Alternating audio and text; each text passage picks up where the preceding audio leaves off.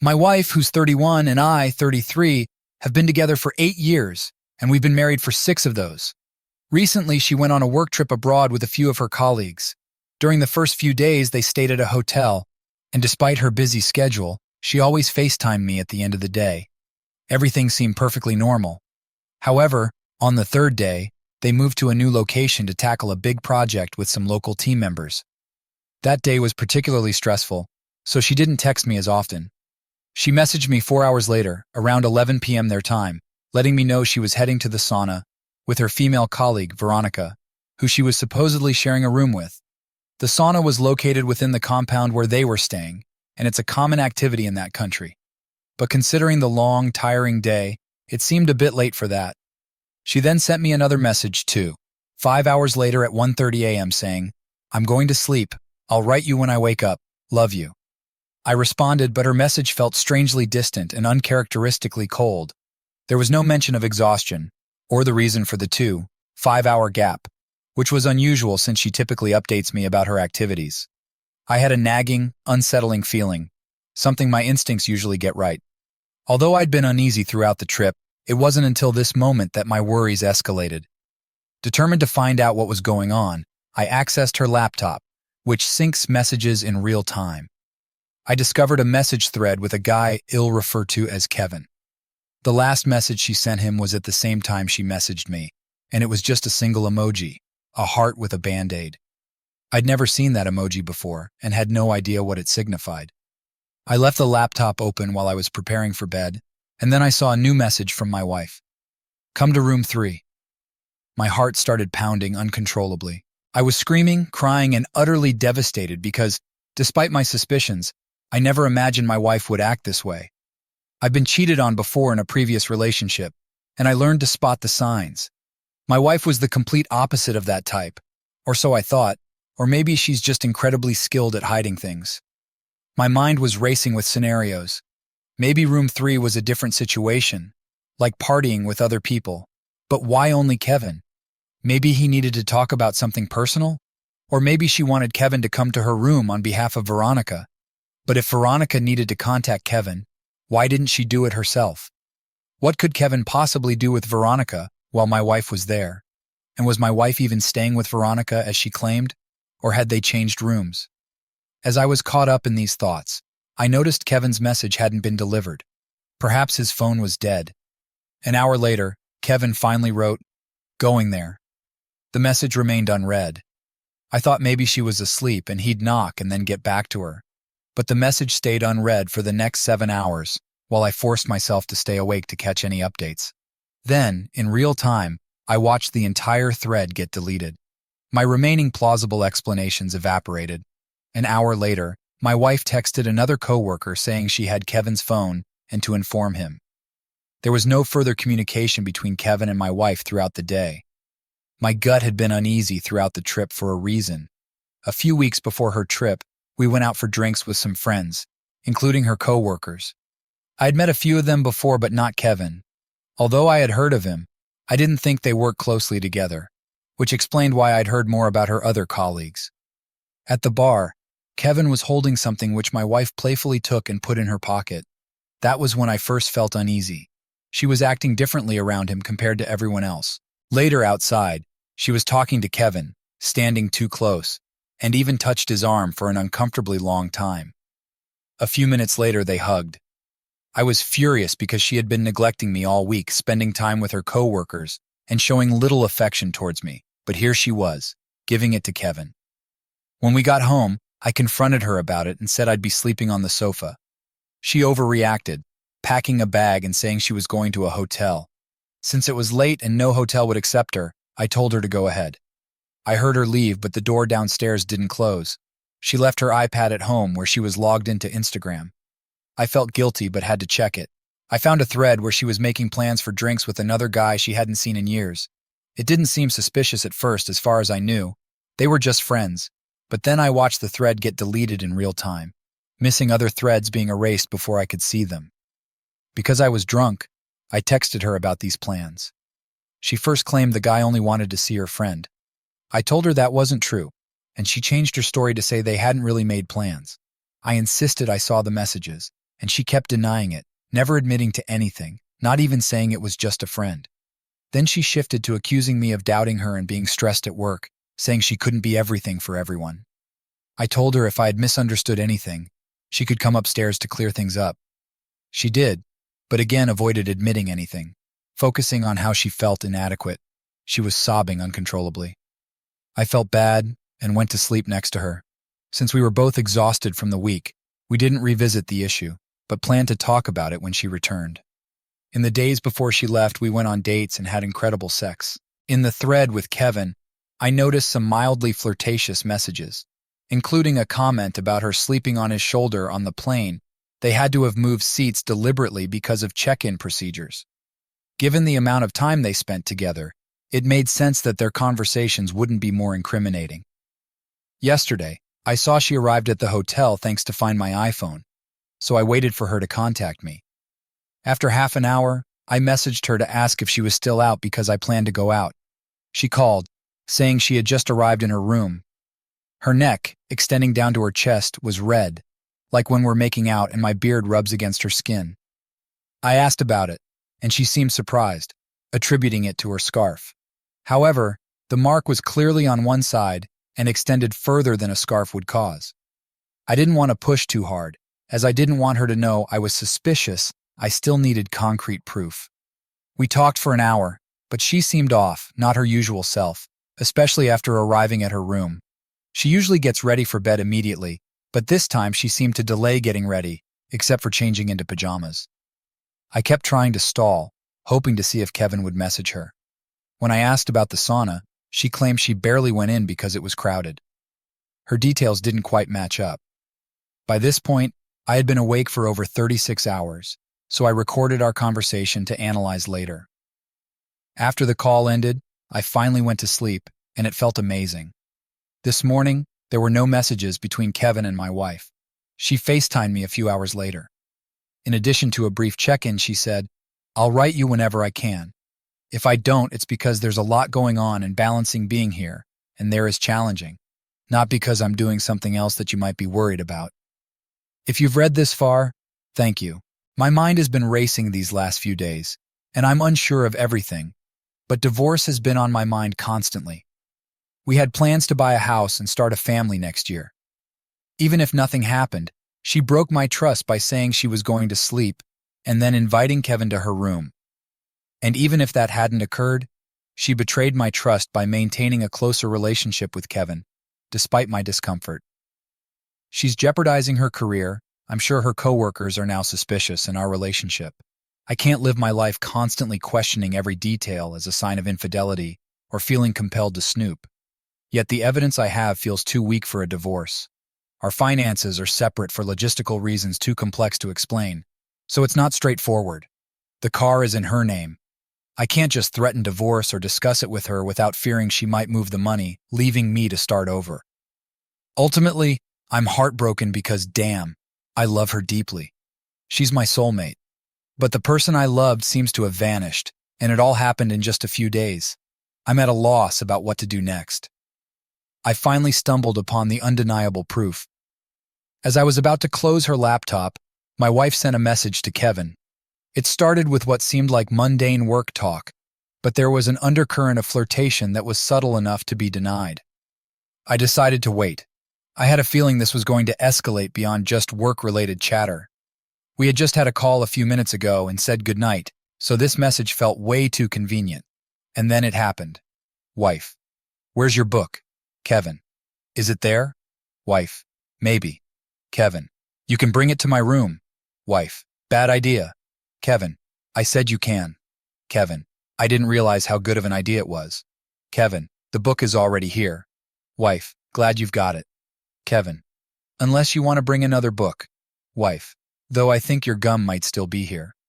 Wife: "I only have mine and I need to read it first." Kevin: "Yeah, it's here." Kevin: "Maybe I need some gum now." Wife: "Only if you're going to sleep and won't cause any trouble." Kevin: "I'm definitely going to sleep." Wife: "Go get your gum." Kevin: "Open the door. I'm completely shattered. I got myself a lawyer, and he advised me on what to say and do. This morning, my wife sent me a message. I had to delay my reply while I was drafting my response. I think she might have sensed something was off due to my lack of response, though I could have just been asleep, because she changed her Instagram password and removed the WhatsApp link. I sent her a message and an email instructing her to direct everything through my lawyer. I've gone completely no contact. Kevin tried to call me, but I've blocked him. She's now reaching out to my friends, saying she has no idea what triggered this situation. A few of her friends have contacted me for more information. My lawyer advised me not to disclose any details to her or anyone else until she talks to him. She's playing the victim, acting like she's completely clueless. In every email, she's mentioning that she won't be around tomorrow, that this will destroy her, or that she'll die if I don't let her in tonight. Naturally, letting her in is the last thing I'm going to do. But her threats and pleas are concerning. In another email, she said, "I haven't betrayed you, but I've been unfair and dishonest." Is this her way of trickle-truthing? It also makes it clearer that someone might have seen Kevin enter her room. She might think that's all I know. I just had the toughest hour of my life. She claimed her phone was dying but kept emailing me, updating her battery percentage and making vague suicidal remarks. I had to call the police to check on her. I managed to communicate with her friend, who booked her a hotel and arranged an Uber for her. She keeps insisting that she'll only discuss things face to face. The last thing she said was that she'd tell her family the truth, so I wouldn't have to. But I'm still left in the dark about what that truth actually is. She made it to the hotel. Now she's saying that everything I need to know is in the Notes app on her computer. I'm seriously questioning if this is just another manipulation. But honestly, what the hell? After a few days, she finally sent me an email with her side of the story. To give some context, her friend had called her earlier and asked if there had been any messages with Kevin because I seemed so sure about it, and my wife said no. Now let's dive into the details. She mentions an incident on Friday night with another guy where they danced, hugged, and got really close. He wanted to kiss her, but she claims she refused, saying she couldn't because she's married. She insists no kissing or sex happened, and that she never viewed Kevin in a romantic way, even during our group outing. She admits to falling asleep on Kevin's shoulder, not just on the plane but also on the bus. Although she didn't sit with him initially, she made a point to sit next to him on the bus. She frames it as if we chose to sit next to each other, shifting some of the responsibility onto both of them. She acknowledges that Kevin came to her room, but she claims she didn't hear him and that her roommate let him in. She says she woke up to him hugging her, told him to stop, and that her roommate then turned on the lights and asked him to leave. It's clear she's at least being dishonest about the order of events and who initiated contact. She admitted that Kevin came to her room asking for his book. Earlier in the day, he had asked colleagues if anyone had space for it, and she said yes. She claims he came to her room after she messaged him about the book, which is a lie, as the book was with him. Or maybe this was another instance, but she definitely didn't message him about it. She says he lingered at the door and they hugged for too long. She pulled away, but he pulled her back in, and she eventually gave in. She insists that apart from the hugging, nothing else happened. She also admitted that on another night, Kevin stayed longer, presumably the night she texted him about the book and gum. He sat on the bed this time, they talked, and hugged again, but nothing more. She knew he was looking for more, and maybe she was too. He left after about half an hour, and while he kissed her neck during their hug, it didn't leave a mark. The red mark she has is truly from her scarf. She used Kevin's phone to call me, and he's aware of the situation. She says these are the only lines she's crossed in our relationship, and that she recognizes a pattern linked to stress. She feels she needs help to better manage her stress and admits to emotionally hurting herself as a coping mechanism. She admits to deleting messages to Kevin to avoid suspicion, claiming that the only inappropriate message was his request to open the door, which followed her asking where his book was, hinting that she wanted him to come over. She changed her Instagram password because she was worried that the guy she met on Friday might send her something she couldn't easily explain. She maintains that she didn't kiss or engage in any sexual activity with anyone, but acknowledges that her flirting went too far. She's asking for help and compassion, claiming she can't afford a hotel for a week, though I know she could easily afford it for months. She says I might not think she deserves it, but that she needs it right now. I'm at a loss for what to do next. She sent me a screenshot of a conversation she had with Kevin. Wife: He says he has proof that we're sleeping together, but that's not true because we're not. I don't know what's going on. Kevin, whatever proof he thinks he has, it's not true. I don't know where he got that proof, but it definitely didn't happen. Wife, I don't think the truth matters anymore, but someone must have given him a reason to be suspicious. Kevin, of course the truth matters. What kind of proof could he possibly have if nothing happened? Wife, I have no idea. Something must have given him the idea that something happened. I told him everything that did happen, but he doesn't believe me. Wife, I'm sorry you're caught up in this. Just wanted to give you a heads up in case it comes your way. Kevin, damn, but nothing happened. I don't know why he wouldn't believe you. I'm sorry you're going through this. She seems to think I told her friend that I had proof they slept together, which of course is impossible unless someone overheard or was told directly. She makes a clear distinction between sleeping together and everything else she did, implying that only sex or kissing would justify all this drama, not just her dishonesty. It's almost comical how both of them keep insisting that nothing happened. Seriously? Things escalated quickly. She sent me a video where she says her name, shows her ID, and states that she's transferring ownership of the car to me. I could see some things in the background, but nothing that helped me pinpoint her location. I was at a loss. From watching T. Veronica, I knew that people often do this kind of thing when they're contemplating suicide, so I called her. We talked for an hour and I recorded the conversation for later reference. My goal was to keep her on the line as long as possible, gauge her mental state, possibly figure out where she was, and try to de-escalate the situation. She hung up several times, repeatedly saying goodbye. She insisted that she hadn't had sex with anyone or kissed anyone since we've been together. Things weren't improving, and I was deeply worried about her well-being without knowing where she was. I had to find a way to de-escalate the situation. I asked if we could both take a week to cool off and then talk face-to-face. She said her heart couldn't handle that and she couldn't take it. We went back and forth for a bit longer. Her tone eventually became more aggressive when she mentioned that her friend told her I had proof of her infidelity and questioned why I needed a week when she'd already told me everything in her email. By the end of the call, I think I managed to calm things down a bit. But now I'm left with the dilemma of what to do when we meet face-to-face. I'm certain I don't want to reconcile, and I doubt a face-to-face meeting will change things, given how little she seemed to care about me and her constant excuses about stress while downplaying her actions. I'm considering arranging a mediated meeting, maybe with a therapist, though I'm not sure if that's their role. It would be someone neutral, and perhaps her friend could be there for added comfort. I'll need to find a better way to record the session than just my iPhone. I can't afford to wait a week to tell her again that we won't meet face-to-face, as that would only push her further off the rails. I'm hoping the time will give her a chance to gather her thoughts and come clean. But at the same time, I doubt she'll admit to anything that can't be proven. If necessary, I might even ask her to take a polygraph test. My friend pointed out that the phrase, "only if you're going to sleep and not cause any trouble," suggests that Kevin had been problematic before. However, according to my wife's recount, the night he came for the book, he only stayed for 5 minutes, and they just hugged. She described another night where he sat on the bed, they talked for half an hour, and then he left. These two accounts don't align. They're contradictory.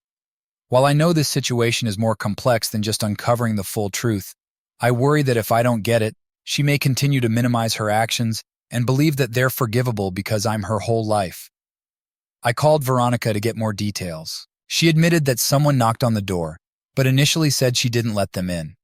When pressed, she eventually admitted that the person did go in and out of the room, but insisted that she wasn't responsible for their actions. She eventually claimed she didn't understand my questions, saying it was about a room break-in. I asked my wife for a detailed recount of the events if she genuinely wants me to trust her. She responded with an even less detailed version than before, sticking to vague descriptions, 5 minutes, 30 minutes, Veronica opening the door, etc. Eventually, after confronting her with all the facts, she admitted to flirting with Kevin at a work event about a month ago, and again when we all went out. She admitted to inviting him to her room and even being with him during sauna time, something she had previously lied about. Her explanations are becoming more convoluted, and she still insists on the details about room 3, but can't explain Veronica's involvement. Her demeanor has been troublingly emotionless, showing little to no remorse for her repeated dishonesty. I'm beginning to think the situation is more pathological than just a series of bad decisions. If she has some sort of disorder that triggered this behavior, she needs professional help. Her support network here is minimal and has been damaged by this situation. I'm considering moving out and allowing her to stay in our apartment while she seeks help, as I fear she won't cope otherwise. She's agreed to take a polygraph test, though I've read that such tests may not be reliable if there are underlying psychological issues. She's also suggested undergoing a hospital test to check for intercourse and asked to examine my underwear for any evidence, which felt like an unusual request. I'm contemplating these actions to uncover the truth and help her come to her senses. Meeting face-to-face. Arrange a meeting with her present and her friend for support. Request phone access. Ask to see her phone if she wants to rebuild trust.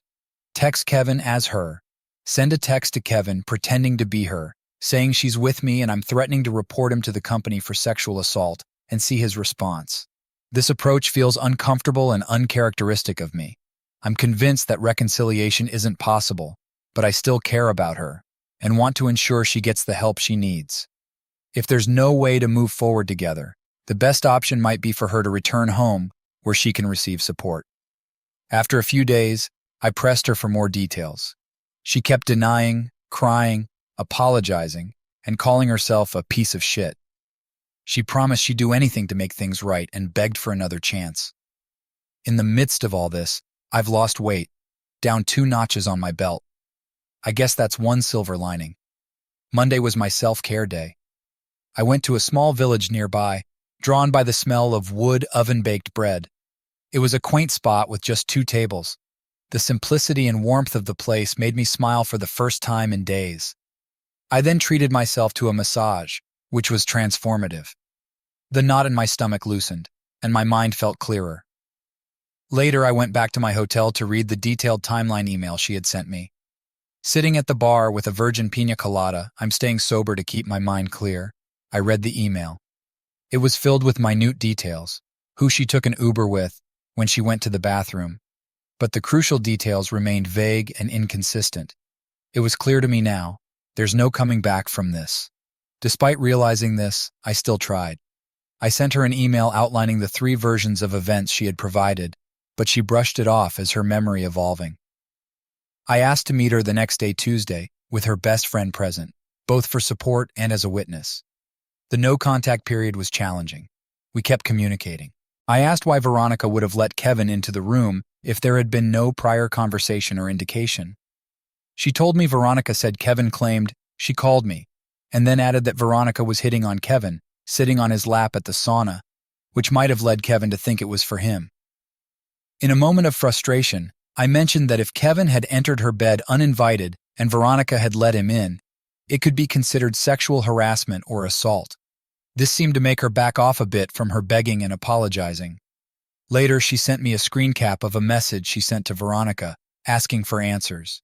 Veronica's response was, "I was shocked by your husband's call, and you involving me in something I have no relation to at all. Please stop it."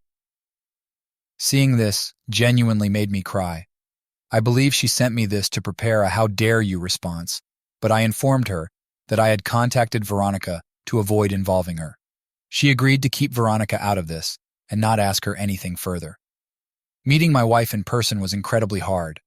I needed to express how she had hurt me and give her one last chance to speak honestly. I wrote a text to ensure I covered everything I felt and experienced, avoiding being too harsh but making my pain clear. She left after reading it, but her friend stayed. Her friend asked if my wife had lied like this before. I initially thought it was a "this is out of character" approach, but her friend admitted knowing how good a liar my wife is. She offered a possible explanation for my wife's behavior and discussed her beliefs in self-development. I shared my past experiences and why I couldn't go back to a similar situation. Her friend confirmed that my wife had given her 2 different versions of events, which made me cry. I'm grateful for her support. Later that night, my wife sent more texts implying she was considering self-deleting, asking me to send details to her parents and my bank account information so she could settle everything. She said she'd talk to my lawyers. I told her I couldn't deal with everything she sent and would read it later. Today, she told me it was okay and encouraged me to focus on work.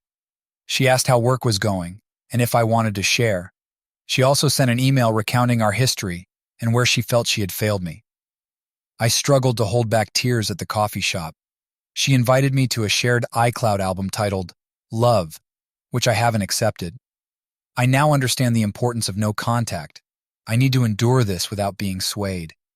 I frequently revisit the text between her and Kevin to remind myself of the reality of what happened.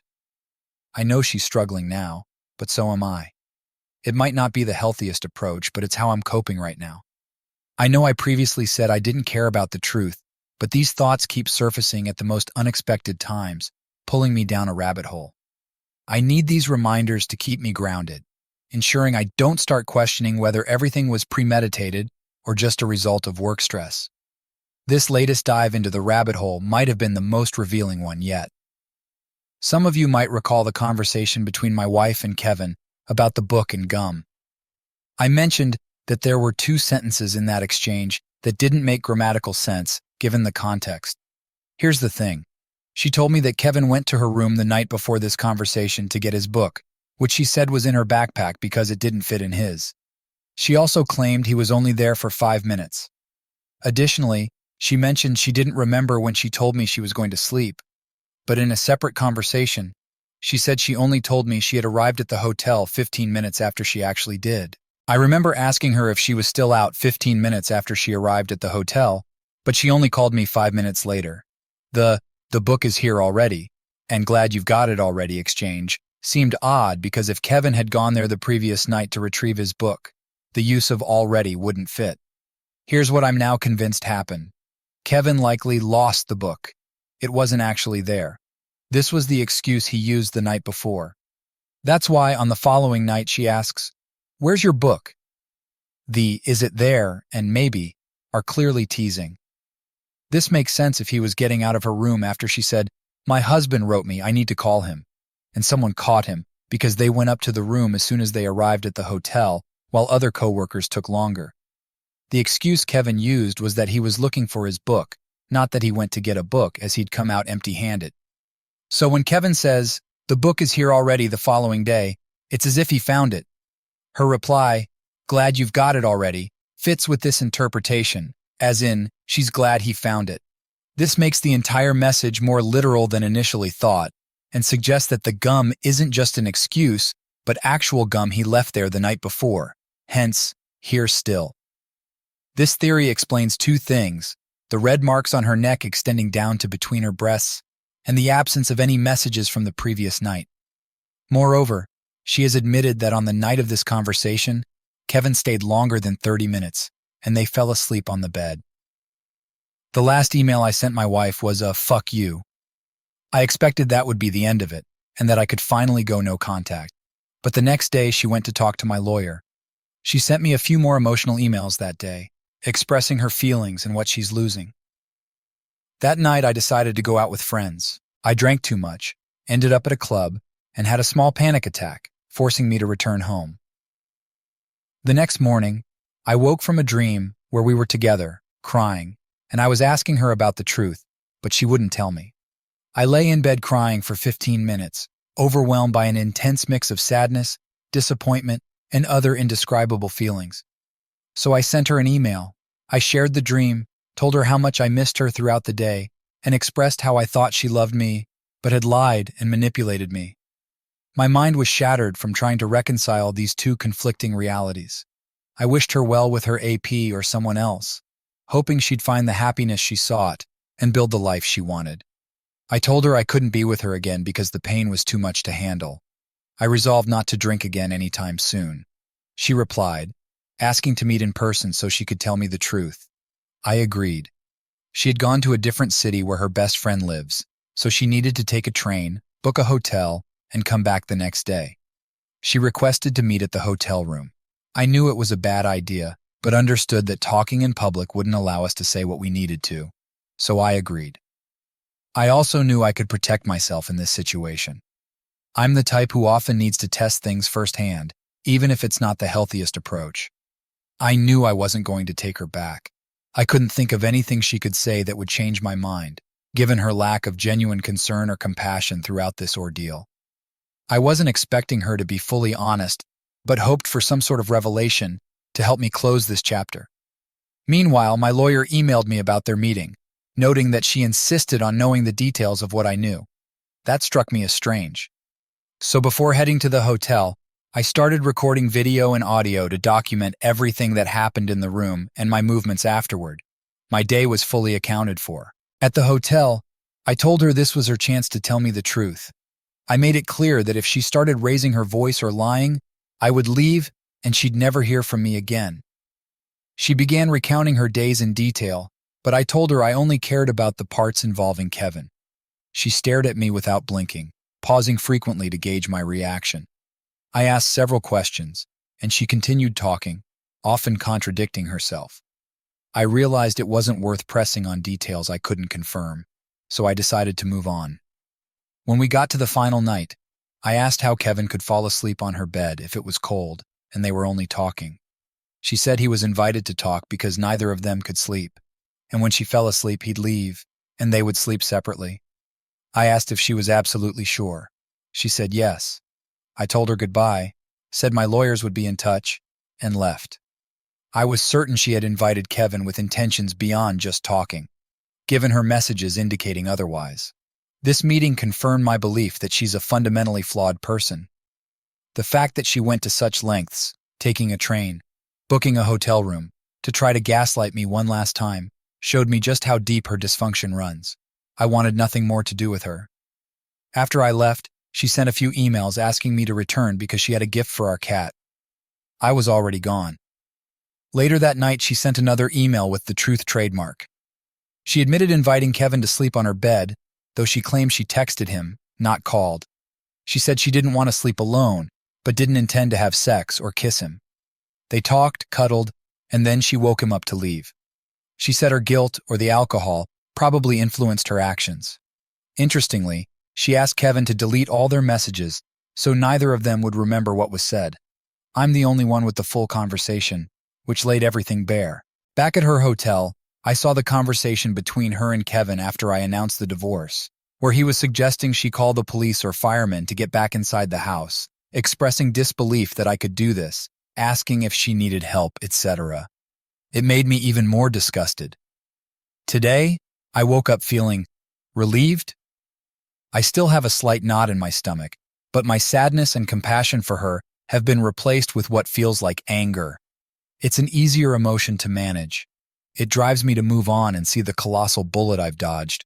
I might even call this closure. After sending her the last email admitting she invited the AP to sleep with her, she went silent for longer than she had at any point during the past week and a half. I had a nagging feeling that she was up to something. Then I received this email. It's surreal to me how quickly you got a lawyer, how quickly you packed up all of my belongings, how quickly you decided to end 8 years. It really makes me think you've had this up your sleeve for a long time. How quickly everyone turned their backs on me. You, your friends, your family. No one cares about me. How long have you planned this? How long have you been lying about loving me? How long has everyone hated me? Have I not given all of me to you for the last 8 years? Have I not forgiven you so often for deceiving me, for lying to me, for hurting me? Have I not been there for your friends and your family in hard times? Have I not loved and still love you and everyone in your life? No one gives a fuck about me. The only person who has shown any concern has been your lawyer telling me he's concerned about my belongings. No one. Not one person. How long have you planned for this? Where was I while you planned for this? Was I planning Christmas gifts for your mom while you were planning to throw me out? Was I reaching out to your friends to make sure they were doing okay throughout the pandemic while you were planning to lock me out of my life? Was I wiping your tears away when you were feeling insecure and building you up when you felt like you weren't good enough while you were thinking those exact thoughts about me? When did this begin? Have I been asleep for the last 8 years? Have you never loved me? Has no one ever loved me? What is the meaning of my life? Who am I if I've been nothing to you or your friends or your family for the last 8 years? If I've sacrificed my family, my friends, everything to be here, to make this my home, while the entire time you were plotting how to get rid of me from it? I love your family. I love your friends. I love you. Why does no one love me back? I had a sense she would try to turn this around to justify her actions, but I didn't anticipate the extent to which she would distort reality. I thought she might use my social media activity as a tool to imply something else, as hinted in her accusations of deception and lying. This email is delusional, and I'm certain it's the narrative she'll use to explain things to the people who don't know the full story yet. It's also an attempt to provoke a response from me, which I am resolutely determined to avoid. I wish I could respond, just to let her know how detached from reality she is, but I'm sticking to my decision to refrain from engaging. The absurdity of her claims and her attempt to paint herself as the victim is striking, but I know better than to let her manipulate me further. In the last email my soon-to-be ex-wife sent me, she mentioned that her brother knew she was a cheater, and that once she told her parents, she would have no one left to support her. This struck me as overly dramatic because in reality, only 3 of her friends knew about the affair. I had assumed she had confided in her brother since they are close. Her brother's supportive message, offering to help if I needed anything, made me believe that he was aware of the full situation. However, something felt off. If he knew the full truth, his message would likely have had a different tone. So I decided to call him. Despite the general advice to avoid contact when dealing with a narcissist's smear campaign, I wanted to clarify the situation. When I spoke to him, I discovered that she had painted me as the insecure, jealous partner who kicked her out based on a hunch rather than the truth of her infidelity. She had minimized my concerns to make me look unreasonable. I hadn't yet informed her family about the affair because I wanted to preserve some dignity for her. However, her attempt to mislead her brother made me realize how naive I was to think she would come clean, or even partially come clean, on her own.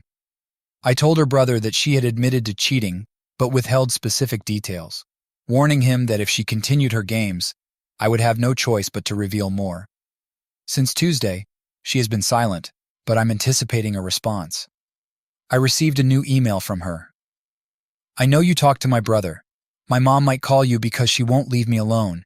Please don't answer. She knows something is wrong, but no full details yet. My dad goes home on Wednesday. I'll talk to them next weekend. Please don't share anything with my parents. I will. It's unfair for you to talk to my family. You've already told and involved my friend without my consent. Our issues are none of my family's business until I choose to make it their business. I know I wrote to your sister and I apologize, but I did so in a moment of distress and not clear thinking. Now that we're weeks into this, let's be clearer in our thinking and not continue to wreak havoc in each other's lives. Thank you. This email is close to a "how dare you" response, but it has a more subtle tone. It seems to be a last-ditch effort to control the narrative and limit further exposure of her actions to her family. She's trying to cast me as the villain who's unfairly involving others in our problems, despite her own attempts to manipulate and mislead. I'm staying firm in my resolve. I won't engage further with her unless necessary, and will continue to focus on moving forward with my life. I had a nagging suspicion that my STBXW hadn't told her family the full story, given the inconsistencies in her emails. I took steps to confirm what was happening, leading me to hire a private investigator PI. It was a complicated process, especially since I needed someone who could operate in a different country on short notice. I had trouble finding someone reliable. Many PIs didn't respond. One thought it was too complex, and I ended up hiring a PI with a sketchy website who agreed to the job. I was apprehensive about getting ripped off, but options were running out. Kevin, knowing that following her around all day would be too costly and likely unproductive, I came up with a different plan. I reasoned that if she had invited Kevin to her room once, she might do it again. I discussed this with the PI, who was reluctant to break into hotel rooms, but agreed to record from outside once she had invited Kevin again. I paid him a substantial upfront fee. The second night, I tipped off the PI when she headed to the hotel, but there were no messages exchanged between her and Kevin, so we didn't proceed. However, the third night was more promising. I informed the PI when she arrived at the hotel. After she lingered in the lobby with coworkers, she went up to her room and started messaging Kevin. The PI then went up to the hotel, and that's the last I heard from him for a while. For a tense period, I thought I had been scammed. The PI was unresponsive, and I feared the worst. However, he eventually reached out, apologizing for losing all his contacts due to a phone issue. He asked for my email to send me the recording. The audio file he sent is long. I haven't been able to listen to most of it yet. The thought of hearing their voices and the intimate details of their encounter is unbearable. The PI highlighted a specific timestamp, which I listened to alone.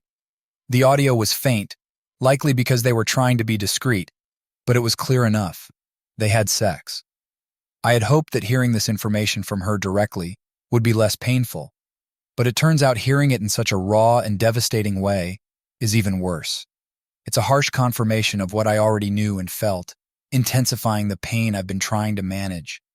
I'm still grappling with the intensity of these emotions and the finality of this confirmation.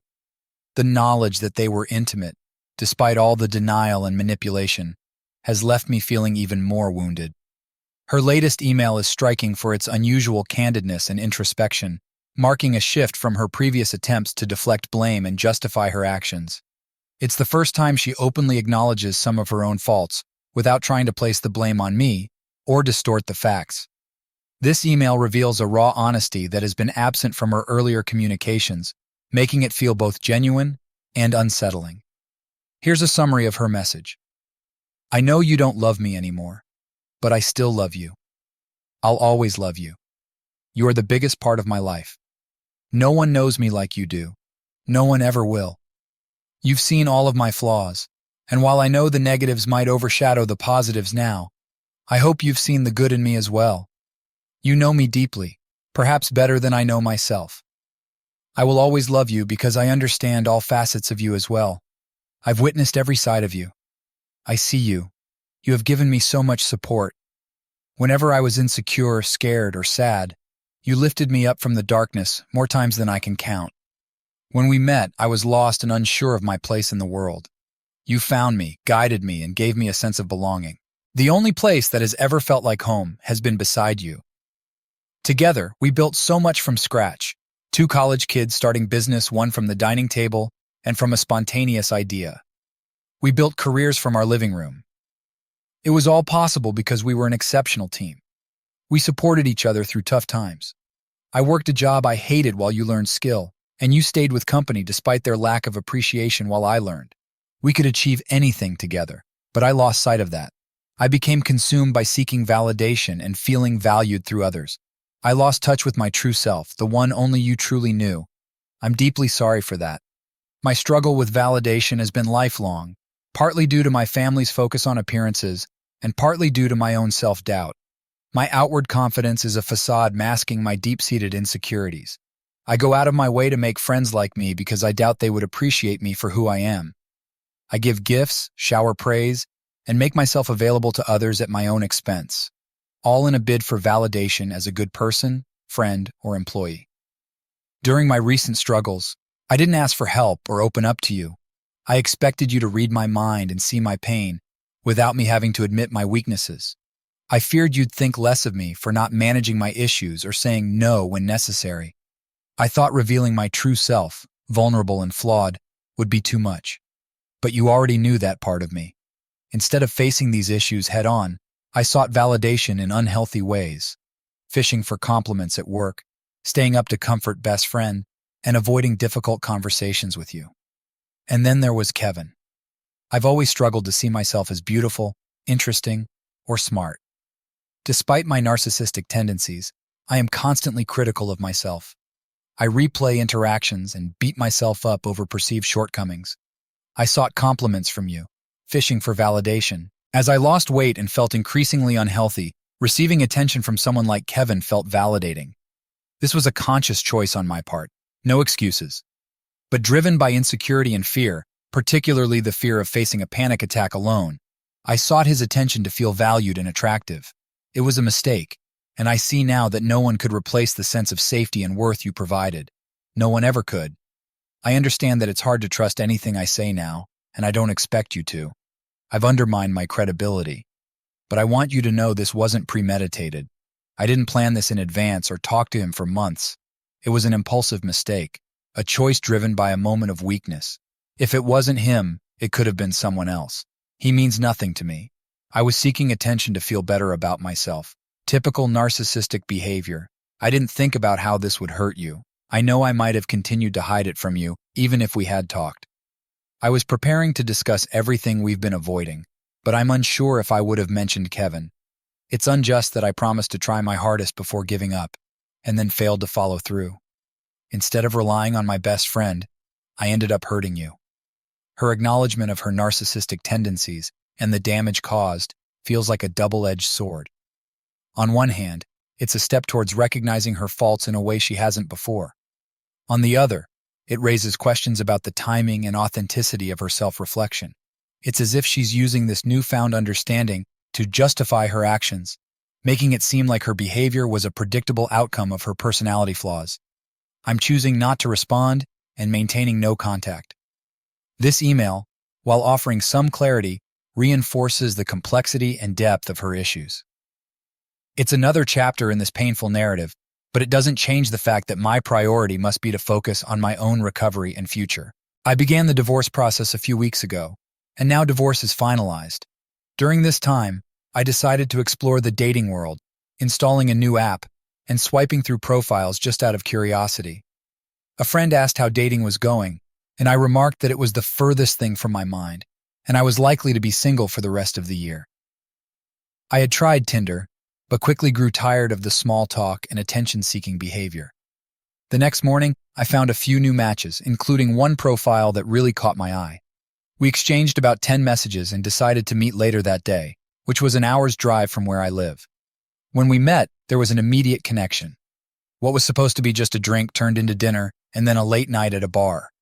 We ended up kissing and made plans to see each other again. By our fifth date, we were both head over heels for each other. She knew everything about my STBXW and me. We felt a deep connection and a sense of familiarity, as if we had known each other for much longer. We both had recently ended relationships and took time to reflect on whether this was a rebound or overcorrecting. After considerable thought, we agreed that we had both healed sufficiently and weren't looking for anything serious, but the connection we felt was undeniable and worth pursuing. On our last day together, she asked me to move to her country. Having spent only 5 days together, I didn't hesitate. That was 2.5 months ago. We've been living together for 3 weeks now, and every day has confirmed the depth of our connection. Despite our separate lives and cultures, we find an uncanny amount of common ground. Looking back, I am grateful for what happened because it led me to this new relationship. I'm thankful for my STBXW's actions because they allowed me to meet someone who is truly compatible with me. I hope my story offers some hope to others in a similar situation. It's what I wish I had read at the beginning of my journey.